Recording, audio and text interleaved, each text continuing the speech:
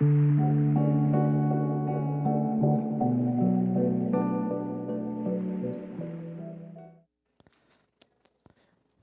irmãos? Abramos nossas Bíblias na carta de Paulo aos Filipenses, capítulo 4. Nós iremos dar continuidade à nossa série e já estamos chegando no fim da carta. Filipenses, capítulo 4, nós iremos expor hoje do verso 2 até o verso de número 9. Todos acharam? Amém?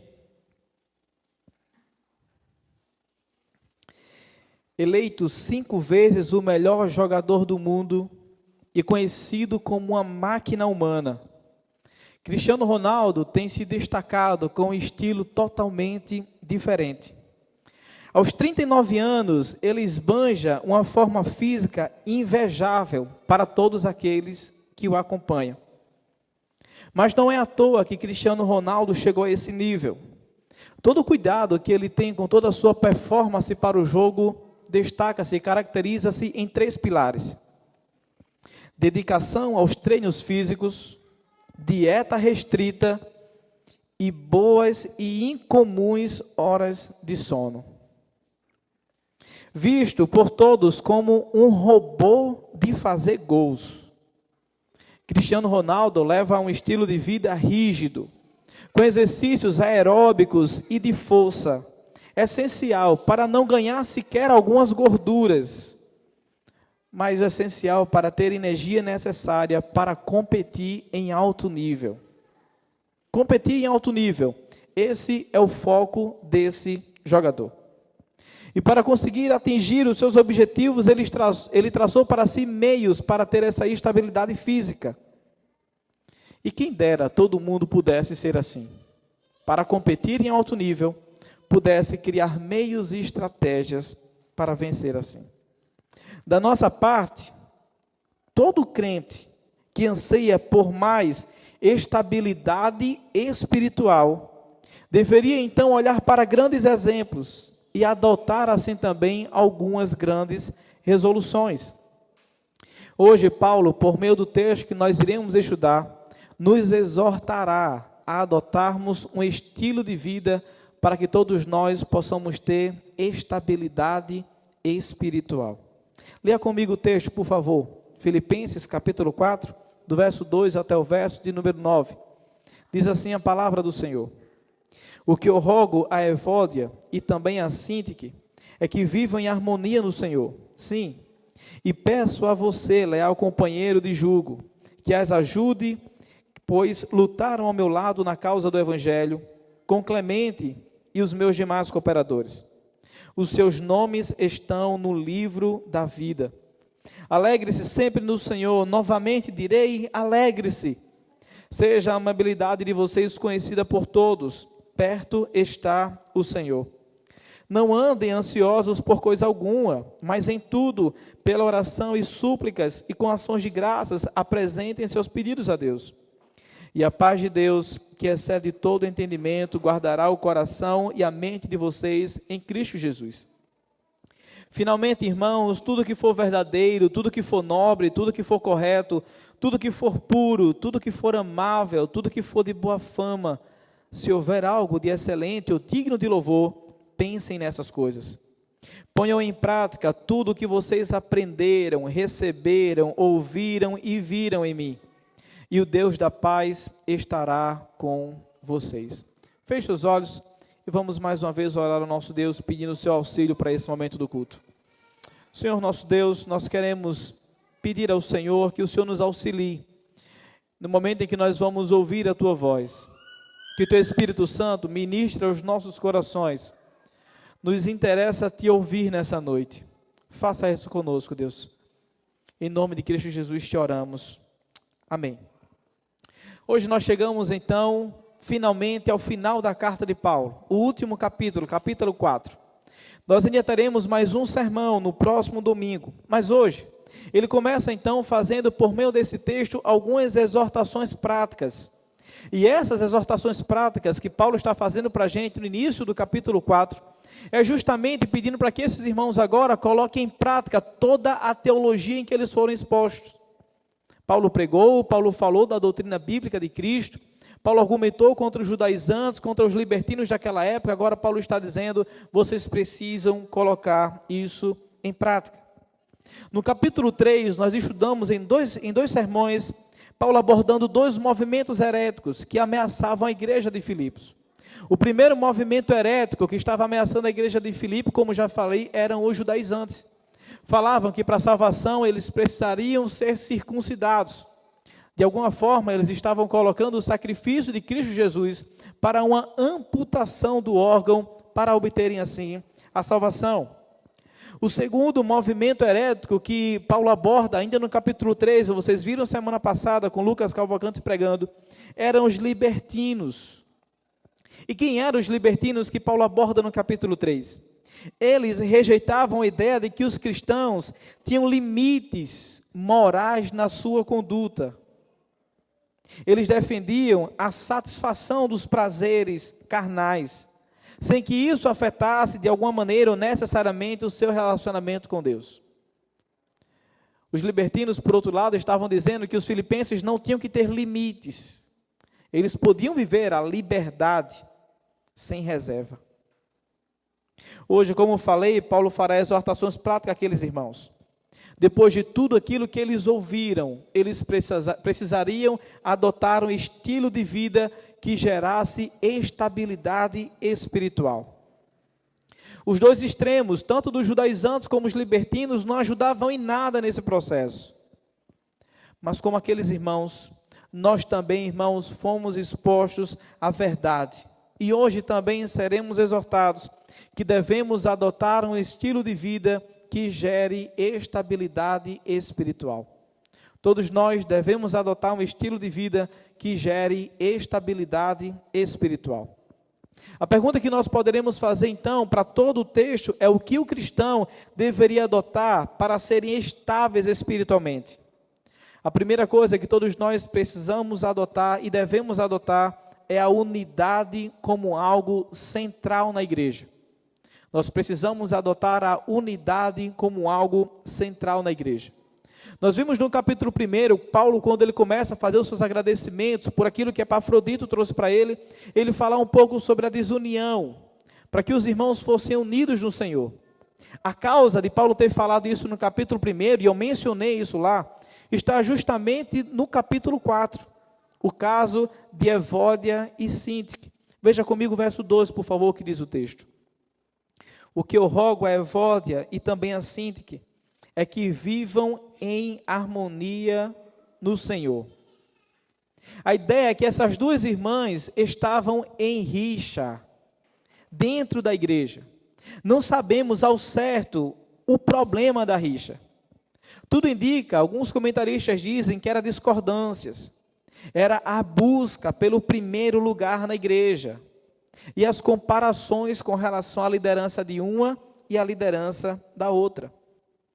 Mas a questão de Paulo em trazer esse assunto e falar que roga a essas duas irmãs para que elas vivem em harmonia no Senhor é justamente porque esse espírito faccioso, esse espírito partidarista não acrescenta em nada na igreja de Cristo Jesus. Quem sofre com o partidarismo, quem sofre com a facção, quem sofre com a divisão é a igreja de Deus. Por isso Paulo está dizendo, eu rogo a Evódia e também a Síntique é que vivam em harmonia no Senhor. Esse pedido de Paulo a essas duas irmãs é com um coração fervoroso e ao mesmo tempo com um coração totalmente preocupado. Paulo está demonstrando através desse seu pedido que ele se importa com a unidade da igreja. E que esse é um dos passos que a igreja e os seus indivíduos devem dar para que tenham estabilidade espiritual. Em seguida, depois de rogar essas duas irmãs que vivem em harmonia, ele então apela para o seu fiel companheiro de lutas. Veja comigo o verso 3, por favor. Ele diz, sim, e peço a você, leal companheiro de jugo, que as ajude, pois lutaram ao meu lado na causa do Evangelho, com Clemente e meus demais cooperadores. Os seus nomes estão no livro da vida. Quem é esse companheiro de luta que Paulo está rogando para que auxilie essas duas irmãs a se darem bem, a se reconciliarem, a viverem em harmonia?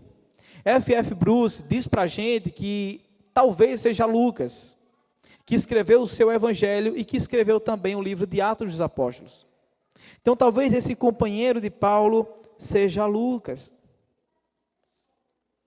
Essas duas irmãs estão nesse atrito todo e está causando esse alvoroço dentro da igreja, porque provavelmente elas também eram duas fundadoras. E por que a gente tem a ideia de que essas irmãs eram duas fundadoras? Que essas irmãs exerciam um papel importante na igreja. Porque se vocês perceberem no texto, Paulo está dizendo, sim, e peço a você, leal companheiro de julgo, que as ajude, pois lutaram ao meu lado na causa do Evangelho. Lutaram ao lado de Paulo na cooperação da fundação daquela igreja.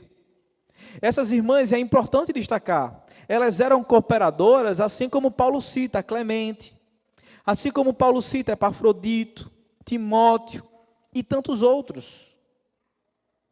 E todos estes crentes, cooperadores na missão juntamente com Paulo, estão com seus nomes escritos no livro da vida. É muito importante Paulo falar sobre isso. Por que Paulo está falando tão abertamente que os nomes desses irmãos estão escritos no livro da vida?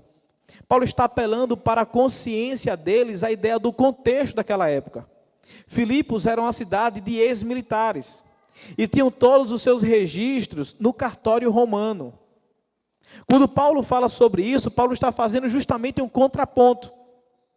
Mais importante não são os cooperadores de luta de Roma.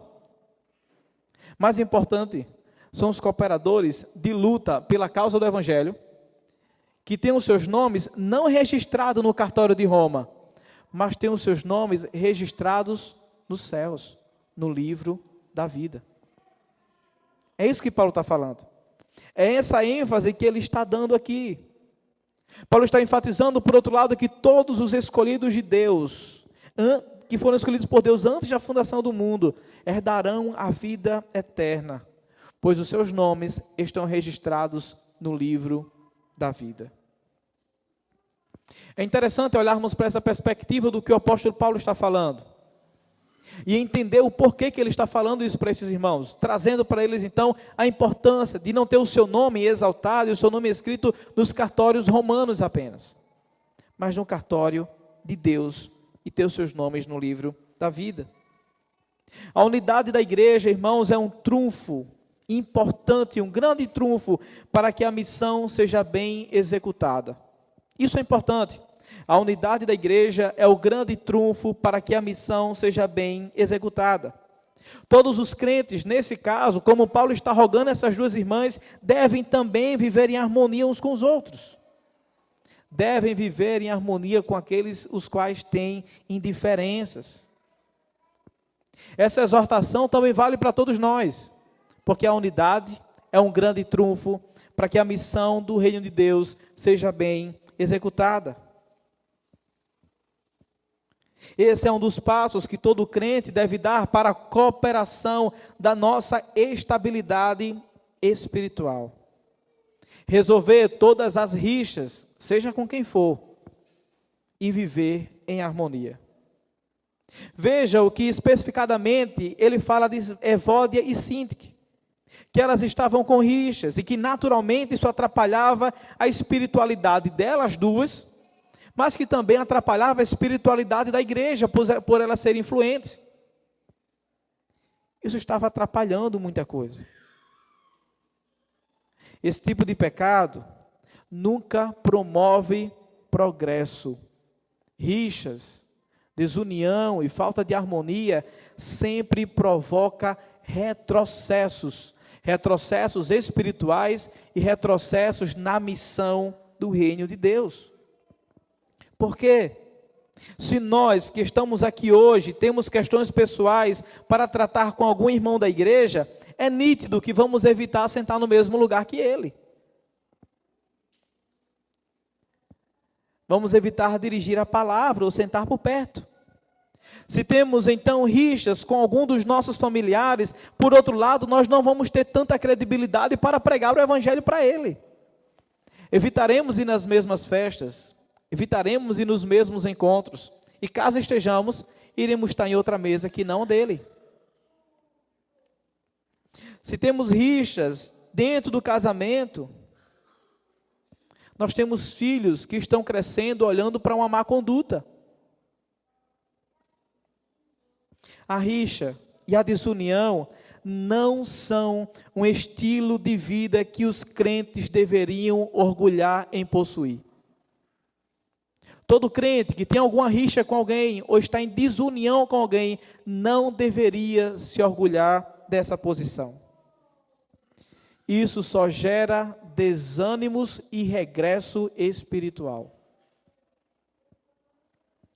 Vejam então o que Cristo fala sobre a gravidade da rixa, sobre a gravidade da desunião. Em Mateus capítulo 5, verso 23 e 24, ele diz o seguinte: portanto, se você estiver apresentando sua oferta diante do altar, e ali se lembrar de que seu irmão tem algo contra você, deixe sua oferta ali, diante do altar, e vá primeiro reconciliar-se com seu irmão. Depois volte e apresente a sua oferta. É nítido o que Cristo está dizendo. Não ofereça o culto sem antes e procurar o seu irmão para se reconciliar com ele. E o que está acontecendo? Estamos, por vezes, entregando ofertas no altar de Deus, com pendências nos relacionamentos para resolvermos, com pedidos de perdão atrasados, com conversas de conflitos antigos que não queremos tratar. Se não queremos tratar conflitos antigos, rixas antigas ou coisas pendentes, o nosso problema não está com o próximo. O nosso problema é com Deus. Isso não expõe apenas as nossas fraquezas, mas expõe o nosso coração. Estamos em desobediência no Senhor. Somos Evódia e Sintique. É fato que nós somos. Nós somos igreja, nós somos o povo escolhido de Deus, crentes verdadeiros, mas que precisam de uma exortação. Pare de achar que está tudo bem. Volte e se reconcilie com seu parente, com seu pai, com sua mãe, com sua esposa, com seu filho, com o irmão desta igreja e depois apresente a sua oferta. Paulo não está falando isso para desviados, Paulo não está falando isso para ímpios, Paulo está falando isso para duas fundadoras da igreja, duas cooperadoras que lutaram pela causa de Cristo ao seu lado. Afinal, como disse João na sua carta, se alguém afirmar eu amo a Deus, mas odeio o seu irmão, é mentiroso. Pois quem não ama seu irmão a quem vê, como pode amar a Deus a quem não vê? Ele deu este mandamento: quem ama a Deus, ame também o seu irmão. Dito isto, irmãos, o nosso comportamento não deve ser como aqueles que têm o registro brasileiro, romano ou paraibano, mas daqueles que têm o registro no reino celestial. Porque nós somos cidadãos dos céus. E se nós somos cidadãos dos céus, nós devemos viver segundo os padrões de lá, nesse reino caído do qual nós estamos. Não seguimos os padrões desse mundo caído, não, é o inverso. São os padrões do reino do qual nós temos registro, aqui nesse mundo caído. É sendo luz em meio às trevas. É sendo luzeiro em lugares escuros. É mostrando a diferença. Para o bem da igreja e para o bem do seu coração, remende os laços que você cortou com alguém. Para o bem da sua espiritualidade, se reconcilie hoje e pare de ser carrancudo. Lembre-se do que Cristo fez por nós. Ele resolveu a maior rixa da humanidade para que tivéssemos boa relação com o seu Pai, o Deus de toda a terra. Com certeza, irmãos, ninguém na terra feriu mais alguém do que nós ferimos a Deus. Com certeza ninguém nessa terra foi tão perdoado como eu e você fomos perdoados. Não teve falta tão grave que se compare à falta que nós cometemos contra o Deus de toda a terra. Então a quem muito foi amado, muito foi perdoado. Façamos isso, a exemplo do que Cristo fez por mim e por você, para o bem desta igreja e para o bem do seu coração. Devemos adotar um estilo de vida que gere estabilidade espiritual, e vimos que nós fazemos isso em primeiro lugar adotando a unidade como algo central na igreja. Veremos agora em segundo lugar que nós fazemos isso adotando a alegria como algo central nas nossas vidas. A segunda exortação de Paulo é sobre a alegria. Apesar de todos os conflitos e dificuldades que aqueles irmãos estavam vivendo, Paulo está exortando aqueles irmãos a se alegrarem. Veja comigo o que diz o verso 4, por favor.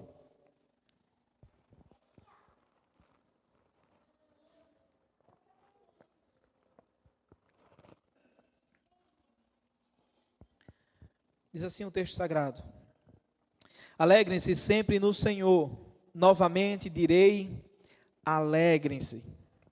Vejam que Paulo fala e alerta esses irmãos por duas vezes, para que eles se alegrem no Senhor. E a ênfase que Paulo está dando, alegre-se no Senhor, direi novamente, alegre-se no Senhor, é justamente por causa das brigas, por causa dos crentes que estavam se debatendo na igreja, por causa dessa divisão. Tudo isso que estava acontecendo na igreja fez com que alguns irmãos perdessem o ânimo.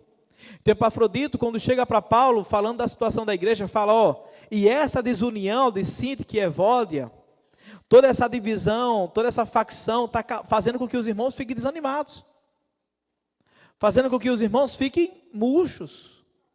Então, Paulo está dizendo, alegrem-se no Senhor. Novamente direi, alegrem-se.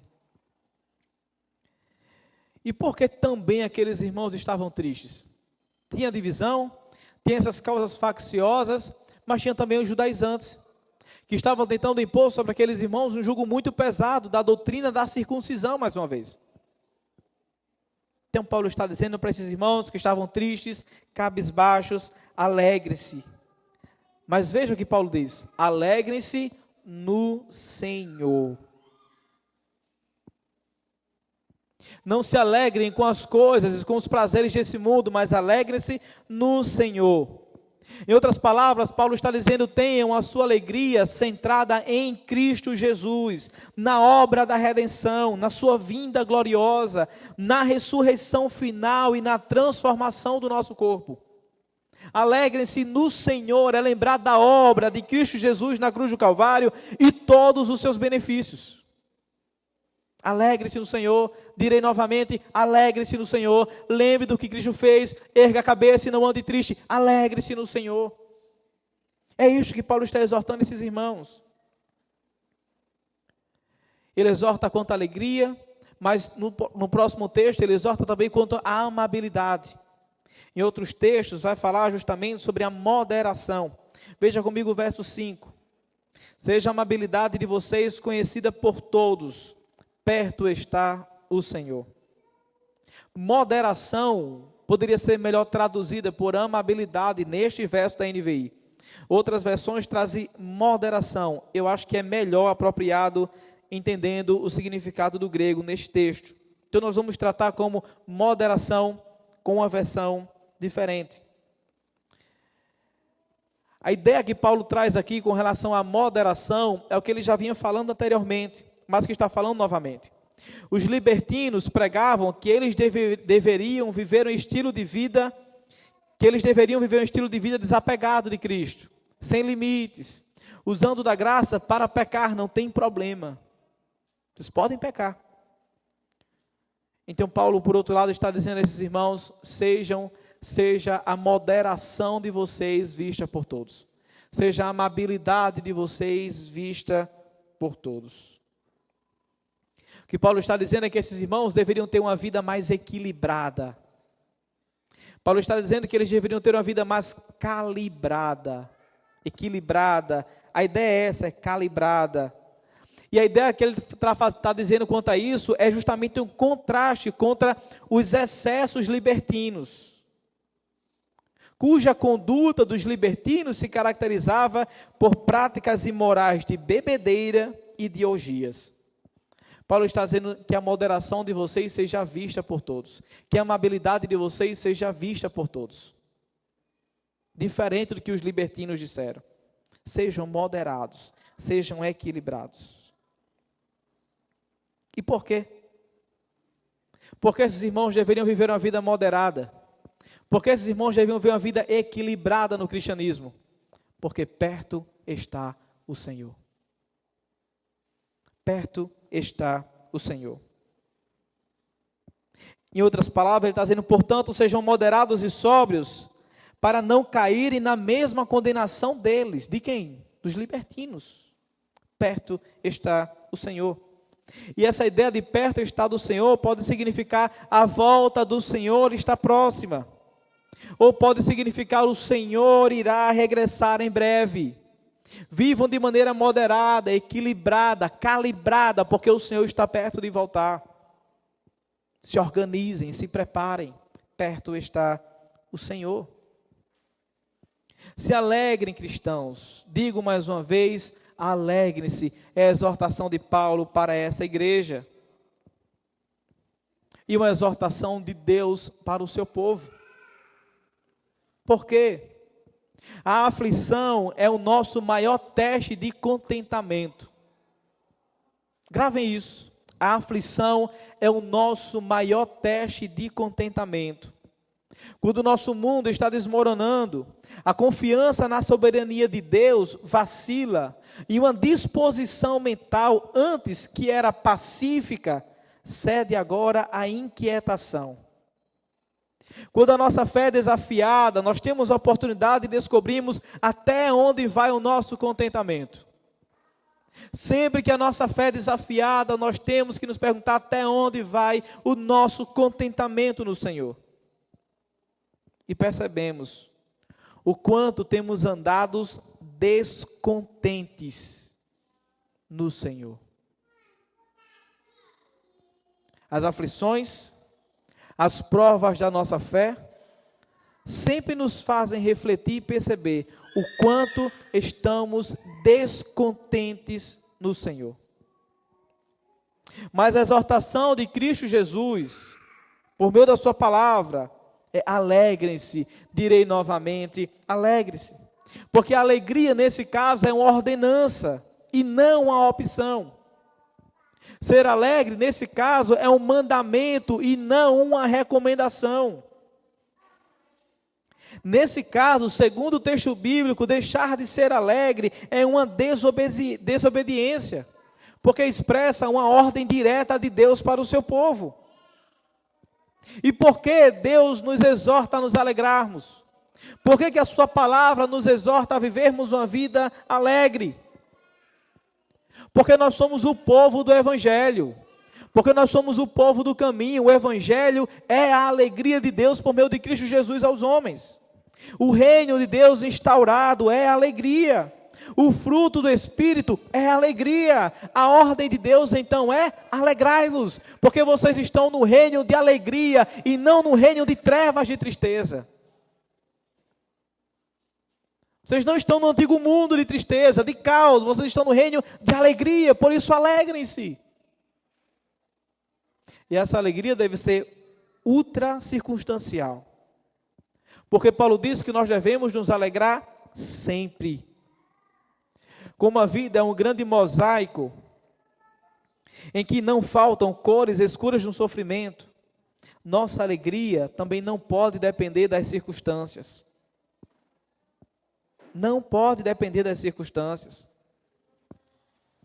A alegria, ela tem um teor de Cristo. A alegria é cristocêntrica. Nossa alegria é uma pessoa e não a ausência de problema. Essa é a maior questão que nós precisamos refletir hoje. Nós estamos descontentes porque esperamos as coisas dar tudo certo e tudo bem para ficarmos felizes. Esperamos estar alegre a depender da resolução dos nossos problemas, e não, biblicamente, a nossa alegria é uma pessoa, a nossa alegria está centrada em Cristo Jesus. Quem tem Jesus experimenta essa alegria verdadeira. Em meio a todas as lutas, a nossa alegria é ter Jesus lutando ao nosso lado. Nunca estaremos sozinhos, por isso, alegrem-se, direi novamente, alegrem-se, cristãos. Uma outra exortação feita por Paulo àqueles irmãos, para que eles tenham uma estabilidade espiritual, é primeiro que eles tenham alegria, mas depois a exortação é para que eles tenham uma vida moderada. Paulo está dizendo, vocês devem adotar um estilo de vida com moderação, aos olhos das pessoas.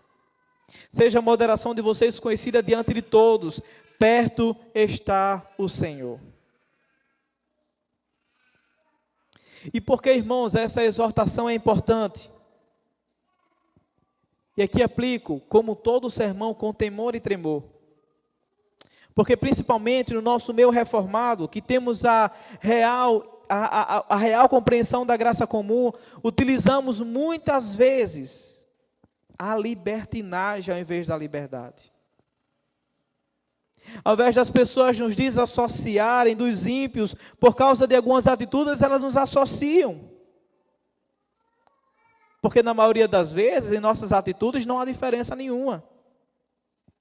Falamos muito dos católicos e olhamos pouco para o nosso quintal.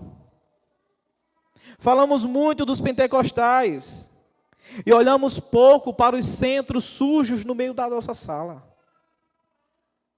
Há muitos beberrões que extrapolam os limites e pecam nessa tal liberdade. Há muitas bocas sujas que extrapolam os limites do domínio próprio e são dominados pelos palavrões.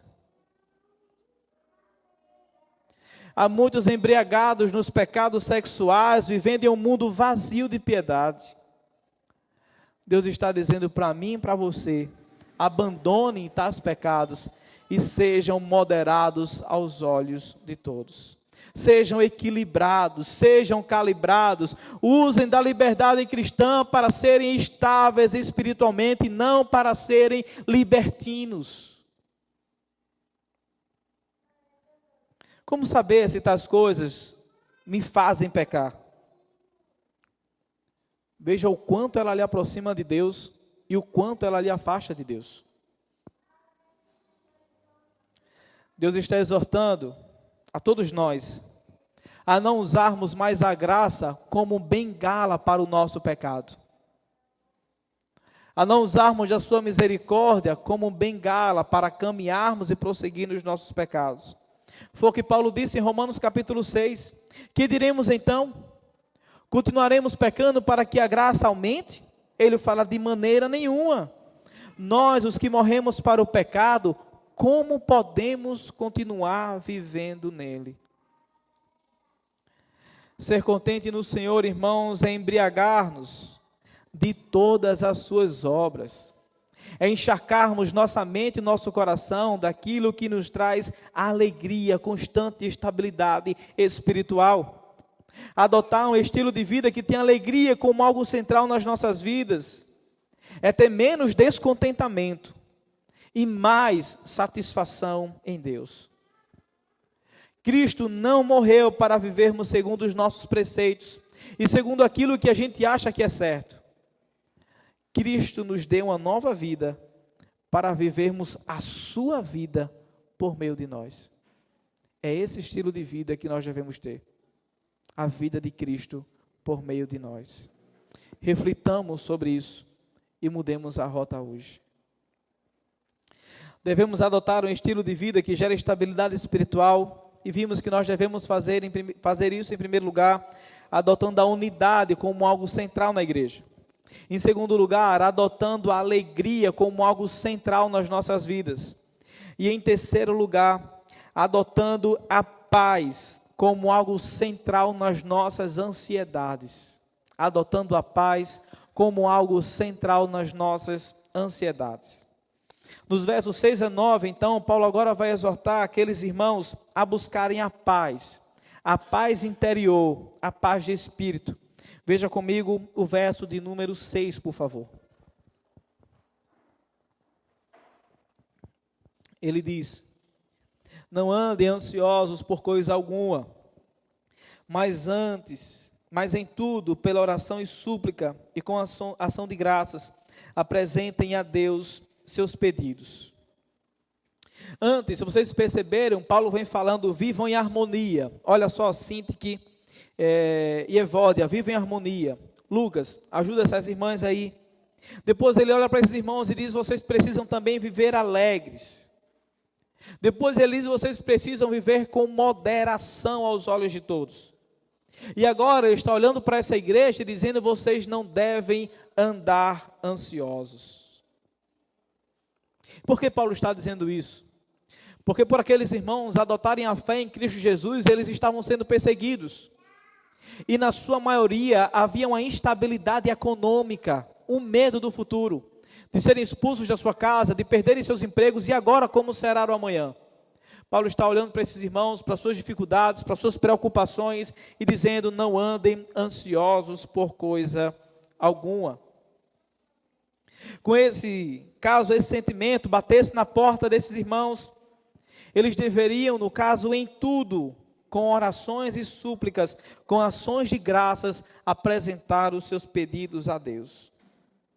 Perceba que nesse texto, Deus não dá apenas uma ordem, não andeis ansiosos, mas Ele também oferece para esses irmãos a solução. Ele não diagnostica a doença, mas também oferece para esses irmãos o remédio. E se a ansiedade, nesse caso, é a doença, a oração é o remédio. É isso que o texto sagrado está fazendo. Na linguagem nordestina, do interior paraibano, seria, se aveste não, bichinho, teu pai está aqui. No verso 7, Paulo falará para a gente os resultados dessa confiança que esses irmãos devem ter em Deus por meio da oração. Veja comigo o que diz o texto.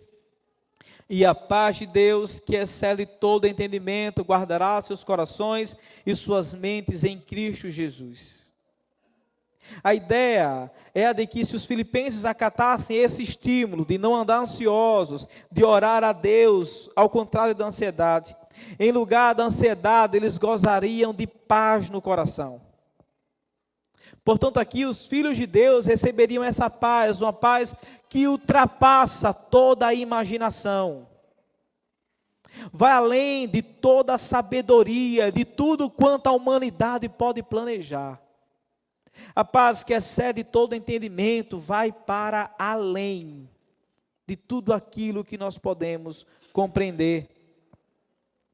Essa paz que ele está dizendo que habitará no coração daqueles que não vão andar ansiosos e pelo contrário recorrerão a Deus, o Pai deles, será a fortaleza, como diz o texto, porque Ele guardará os seus corações e suas mentes em Cristo Jesus. Não andem ansiosos, apresente diante dele as suas orações, as suas súplicas com ações de graças, porque a paz de Deus que excede todo entendimento guardará os seus corações em Cristo Jesus. É como se fosse um castelo, Cristo reinando nele, Deus pegando o nosso coração ansioso, colocando agora dentro do castelo, o exército dos sentimentos do lado de fora o tempo todo tentando atacar, mas nada penetra a mente e coração, porque Deus em Cristo Jesus está preservando em paz. Essa é a paz que excede todo entendimento. Está tão fortalecido em Cristo que nada pode atingir. Esse é um convite para estarmos seguros em Cristo Jesus. E se ficasse difícil para os filipenses, Paulo então vai listar uma lista de 6 bons pensamentos para esses irmãos preencherem os seus corações. E em seguida exorta os filipenses, nisso pensai. Veja comigo o verso 8, por favor. Eles finalmente, irmãos, tudo que for verdadeiro, tudo que for nobre, tudo que for correto, tudo que for puro, tudo que for amável, tudo que for de boa fama, se houver algo de excelente ou digno de louvor, pensem nessas coisas. Isto é, levem tudo isso em consideração. Em outras palavras, está dizendo em vossas decisões, considerai, pensar nessas coisas, colocai as vossas mentes nela. Paulo está dizendo, pensem nisso, planejem isso, trabalhem com isso. Trabalhai com tudo que é verdadeiro. Quando Paulo está dizendo para esses irmãos alimentar a mente de tudo aquilo que é verdadeiro, ele está fazendo contraponto com tudo aquilo que é falso. Não alimente a mente com aquilo que é falso, mas aquilo que é verdadeiro. A falsidade nos traz ansiedade. O que é verdadeiro, não. Também pensem nisso e planejem sobre isso, sobre tudo que é respeitável. A palavra grega aqui traz a ideia justamente de alguém que vive neste mundo com profunda consciência de que o universo inteiro é um santuário e tudo o que ele faz deve ser um culto a Deus.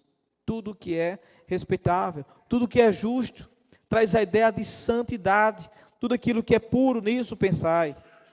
Tudo que é amável, traz a ideia daquilo que suscita amor, tudo aquilo que traz amor para o coração, nisso pensai. Tudo aquilo que é de boa fama, todas as palavras afáveis, não palavras torpes, nisso pensai. É falar favoravelmente. E Paulo diz, se alguma virtude, se algum louvor existe, seja isso que ocupe o vosso pensamento. Sejam essas coisas que ocupem os vossos pensamentos. E ele conclui enfatizando no verso 9, tudo que vocês aprenderam, receberam, ouviram e viram em mim, ponham-no em prática, e o Deus da paz estará com vocês. Paulo passa a considerar então aqui 4 atividades: aprender, receber, ouvir e ver. E por que Paulo está dizendo isso? Porque uma coisa é aprender a verdade, outra bem diferente é receber a verdade no coração e praticar tal verdade.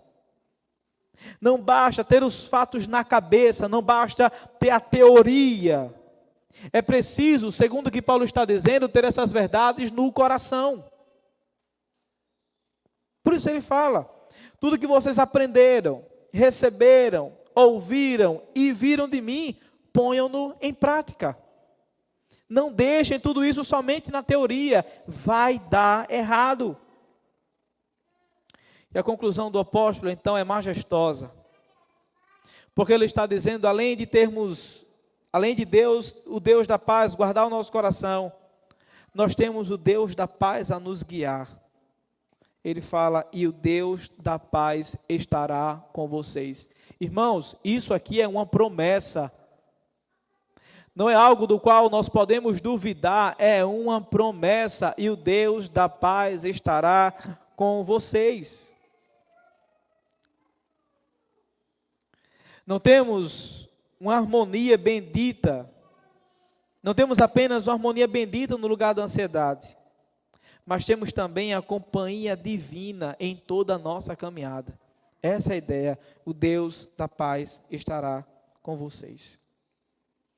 Ansiedade, a doença do século. A OMS diz que mais de 50% das pessoas que vão nos hospitais são vítimas da ansiedade. Diz a OMS que a ansiedade atinge adultos e crianças, doutores e analfabetos, religiosos e ateus. Um comentarista diz que a ansiedade é um pensamento errado e um sentimento errado a respeito das circunstâncias, das pessoas e das coisas. Prestem bem atenção sobre o que nós vamos tratar agora sobre a ansiedade, para que biblicamente tenhamos uma real compreensão deste pecado. Ralph Martin diz que a ansiedade é a falta de confiança na proteção e no cuidado de Deus. A ansiedade é o resultado de olharmos para os problemas ao invés de olharmos para Deus. Os crentes de Filipos não estavam vivendo uma existencialidade do paraíso perfeito. Mas eles estavam vivendo em um mundo totalmente cercado de perseguições. Percebam isso. Mas a ansiedade sempre nos coloca como refém. Refém do próximo dia, refém da próxima hora, refém do próximo minuto. E o resultado disso é uma estrangulação íntima. A ansiedade produz estrangulação íntima. A palavra ansiedade traz a ideia de estrangulamento. Ficar ansioso é como ficar sufocado. É como cortar o oxigênio de uma pessoa e tirar a possibilidade dela respirar. A ansiedade produz uma fragmentação existencial. A pessoa, quando está ansiosa, ela é praticamente rasgada ao meio. Ela produz uma esquizofrenia emocional. A pessoa ansiosa tende a perder totalmente o seu equilíbrio. O comentarista diz que a palavra ansiedade significa ser puxado em diferentes direções. Uma pessoa ansiosa, ela está sempre puxada pelo seu pensamento em diferentes direções.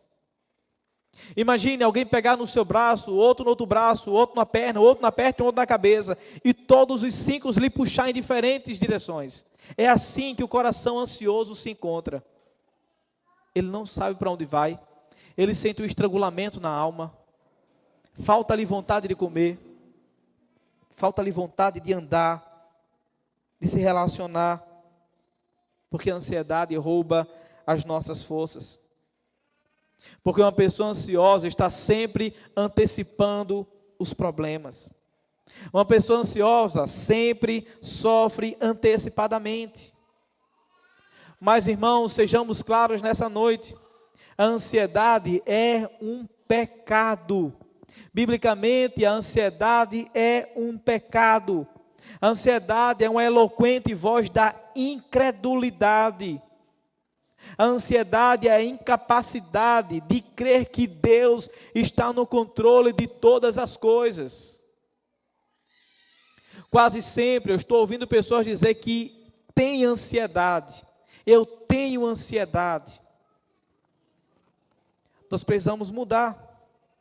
Talvez você esteja ansioso, porque a ansiedade não faz parte de você. Talvez você esteja ansioso e precise tratar a ansiedade, o pecado da ansiedade biblicamente. Mas você não é ansioso. Precisamos mudar isso na nossa mente e no nosso coração. E o texto sagrado está dizendo para a gente que a oração é o remédio divino para a cura da ansiedade. Orarmos a Deus, levar a Ele as nossas súplicas com ações de graças é o remédio divino para curarmos as nossas ansiedades. É recolocar os nossos olhos e recolocar o nosso coração no Senhor, na sua soberania e de que Ele está no controle de todas as coisas. Pela oração, a paz de Deus ocupa o lugar que antes a ansiedade tomava conta.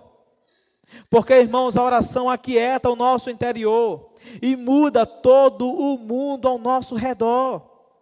Por meio dela, nós elevamos a Deus e trazemos os céus à terra. A ansiedade é um pensamento errado e um sentimento errado. É por isso que o texto diz que a paz de Deus guarda mente e coração. Porque a ansiedade afeta a nossa mente e afeta o centro do nosso ser, o nosso coração. E o que é que nós temos quando procuramos a Deus? O que é que os corações ansiosos têm quando procuram a Deus em oração? Nós temos a promessa da paz que excede todo entendimento. Nós temos o Senhor pegando o nosso coração machucado e ansioso e colocando no seu castelo forte em Cristo Jesus e nos protegendo de todos os maus sentimentos. Todos nós podemos confiar nessa promessa. Todos nós podemos nos apropriar disso nessa noite. Nós temos Deus ao nosso lado. Ei, coração ansioso, você tem Deus do seu lado e Ele está no controle do seu amanhã. Ei, coração ansioso, você tem Deus do seu lado e Ele está resolvendo todas as suas questões. Deus está no controle e reinando soberanamente. Não precisamos andar ansiosos por coisa alguma. A despeito da tempestade do lado de fora, quando buscamos a Deus, nós podemos desfrutar de bonança do lado de dentro. Ela coexiste com a dor, com as lágrimas, com o luto e às vezes com a própria morte. Essa é a paz que os mártires sentiram diante do suplício e da morte. Essa paz que excede todo entendimento, vejam, não é a ausência do problema, é nos problemas. É justamente a paz que Paulo sentiu ao caminhar para a guilhotina, dizendo: a minha hora da partida é chegada, combati o bom combate, completei a carreira e guardei a fé, agora a coroa da justiça já me é aguardada. Paulo tem uma paz que excede todo entendimento no problema. No problema. Não é a parte do problema. Ele tem alegria no Senhor no problema. Porque a sua certeza está no Senhor. E a sua certeza está no Senhor que caminha ao seu lado. O Deus da paz caminhando ao seu lado em meio a toda e qualquer circunstância. As maiores batalhas, irmãos, são travadas no campo da nossa mente. Nessa trincheira, o campo da nossa mente, a guerra é ganha ou a guerra é perdida. Porque o homem é aquilo que pensa. Nós precisamos nessa noite fechar os portais da nossa mente para o que é vil e abrir as janelas para tudo aquilo que é verdadeiro, para tudo aquilo que é nobre, para tudo aquilo que for correto, para tudo aquilo que for puro e santo, para tudo aquilo que for amável, para tudo aquilo que é de boa fama. Feche então as suas portas para pensamentos vios e pecaminosos e abra as janelas do seu coração para tudo aquilo que é verdadeiro. Corretamente, Bruce Barton diz que muitas pessoas hoje procuram ter paz com Deus sem ter um relacionamento com Deus, que é o autor da verdadeira paz. Isso, porém, é impossível. Para experimentar a paz, precisamos primeiro conhecer o Deus da paz. Para encerrarmos de maneira muito prática, todos nós podemos hoje fazer o exercício que Cristo Jesus fez com aqueles seus ouvintes no Sermão do Monte. Um dos meus textos favoritos do Sermão do Monte. Mateus capítulo 6, verso 25, o Senhor começa dizendo o seguinte: portanto eu lhes digo, não se preocupem com as suas próprias vidas, quanto ao que comer ou beber, nem com os seus próprios corpos quanto ao que vestir. Observem as aves dos céus, não semeiam, nem colhem, nem armazenam em celeiros, contudo, o Pai Celestial as alimenta. Não tem vocês muito mais valor do que elas? Quem de vocês, por mais que se preocupe, pode acrescentar uma hora que seja a sua vida? Por que vocês se preocupam com roupas? Vejam como crescem os lírios do campo. Eles não trabalham nem tecem, contudo eu lhes digo que nem Salomão em todo o seu esplendor vestiu-se como um deles. Se Deus veste assim a erva do campo, que hoje existe e amanhã é lançada ao fogo, não vestirá muito mais vocês, homens de pequena fé? Portanto, ele continua dizendo, não se preocupem, dizendo que vamos comer, que vamos beber, ou que vamos vestir, pois os pagãos é que correm atrás dessas coisas, mas o Pai Celestial sabe que vocês precisam delas. Busquem, pois, em primeiro lugar o reino de Deus e a sua justiça, e todas essas coisas lhes serão acrescentadas. Portanto, não se preocupem com o amanhã, pois o amanhã se preocupará consigo mesmo, basta a cada dia o seu próprio mal. Saiamos daqui hoje com esse exercício em mente. Olhemos para os lírios, olhemos para os pássaros, vejamos o Deus Criador cuidando e sustentando a sua criação. Por que Ele não fará o mesmo conosco, homens de pequena fé? Percebem? A ansiedade é uma incredulidade em Deus. A ansiedade é uma desconfiança em achar que Deus não está no controle do mundo. Para o bem do nosso coração, hoje, troque ansiedade por confiança em Deus. Paremos de adotar um estilo de vida ansioso e voltemos a adotar um estilo de vida piedoso, que pensa e age através do que Ele fez e faz. E nunca esqueça o que eu falei, você não é uma pessoa ansiosa. Às vezes você está com ansiedade. Eu e você hoje devemos, como diz Pedro na sua primeira carta, capítulo 5, verso 7, lançar sobre Ele toda a nossa ansiedade, porque Ele tem cuidado de vós. Lancem sobre Ele toda a vossa ansiedade, porque Ele tem cuidado de vocês. Para encerrar, Cristiano Ronaldo leva um estilo de vida rígido, com exercícios aeróbicos de força, essencial para não ganhar gordura e ter energia necessária para competir em alto nível. Mas precisamos lembrar, estilo de vida requer sacrifícios. Adotar um novo estilo de vida requer deixar o antigo estilo de vida para trás. Ter estabilidade, seja em qual área desejamos, requer então avaliarmos o nosso histórico. Percebermos as curvas baixas do nosso histórico, as nossas instabilidades espirituais. E resolvermos essas questões com soluções bíblicas, a fim de que sejamos estáveis, apesar de algumas quedas. Cristo nos chamou para vivermos um estilo de vida segundo os padrões dele, não nosso, enfatizo novamente. Quando Cristo morreu na cruz do Calvário, ele adotou a forma de servo sofredor, um rei com estilo de escravo. Para pagar um preço que só ele podia pagar, Cristo vive um estilo de vida baseado em humildade, deixando de lado então o seu status de rei. Ele sofre para nos manter unidos ao Pai, em prol da sua igreja. Ele chora a dor mais amarga que qualquer homem poderia chorar, para garantir a alegria eterna a todos nós, seus filhos. Ressuscita vencendo a morte para nos garantir paz em meio às nossas ansiedades da vida. Ao perceber que ele beberia a ira do Pai, Cristo se viu profundamente triste no Getsêmani. Mas não entrou em ansiedade generalizada. Ele se entregou ao Pai e foi obediente. Ele passou pelo que eu e você passamos e venceu. É nisso que consiste a nossa alegria. Cristo passou pelas mais profundas tristezas, pelas mais profundas adversidades e venceu. Por isso, se alegre, cristão, direi novamente, alegrem-se nessa noite. Ele reservou, por causa do seu sacrifício na cruz, uma alegria indizível. A ansiedade do crente acaba quando ele sabe que Cristo ressuscitou.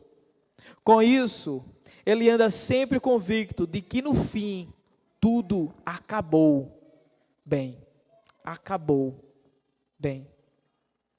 Olhemos então nessa noite para o estilo de vida de Cristo e nos tornemos os seus maiores imitadores. Adotando um estilo de vida de piedade, uma igreja unida, alegre no Senhor e caminhando com Ele, tendo a paz que excede todo o entendimento. Feche seus olhos, curvem sua cabeça e olhem ao Senhor em resposta àquilo que vocês acabaram de ouvir.